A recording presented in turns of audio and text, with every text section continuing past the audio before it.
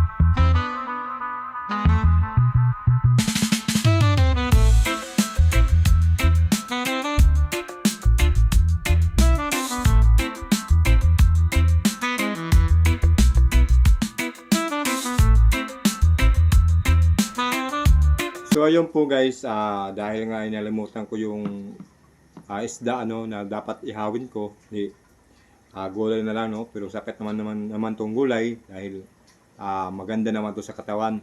Kaya tara, kain tayo.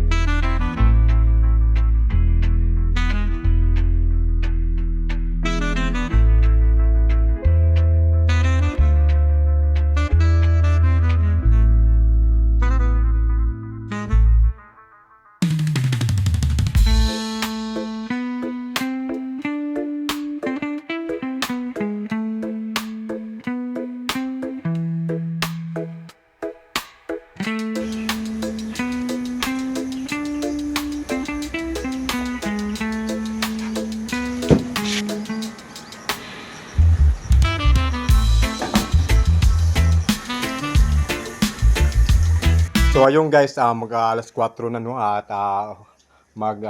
maghipos na ako no sa akong mga gamit o liligpitin ko na para makauwi na ako no dahil alas 4 kasi yung lalakarin ko pa kasi ay mga bali 3 kilometers pa.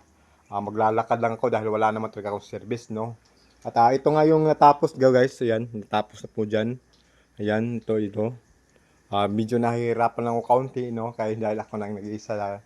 Mas mahirap kasi magtrabaho pag nag-iisa, wala ka kang kausap, parang nakaka-boring talaga, no? So, karon kay mga alas 4 naman, puhon-puhon sab, no? Ni ako ni tamnan ng kuang gulay, gulay. Kanang karabogras, no? Naay kaunti pa pero kulang pa talaga yan, no? Lalagyan ko na lang yung halos para talaga mabulit ito ng Carabogras. May nakita ko doon at medyo kaunti lang, medyo marami-rami dahil pala yun at pwede naman siguro yun, no? Pero manghahanap ako sa iba. Kung mayroon pang iba at tatrabahoon ko talaga para matapos na po ito at pag may manok na ay siguradong ready na po. So ayun lang guys, update ko lang ngayon sa mga ginagawa ko. Maraming salamat po sa inyong pagkisama pagsasama paglantaw o pagtitingin sa aking mga video at at sa ayun lang po, tomorrow again.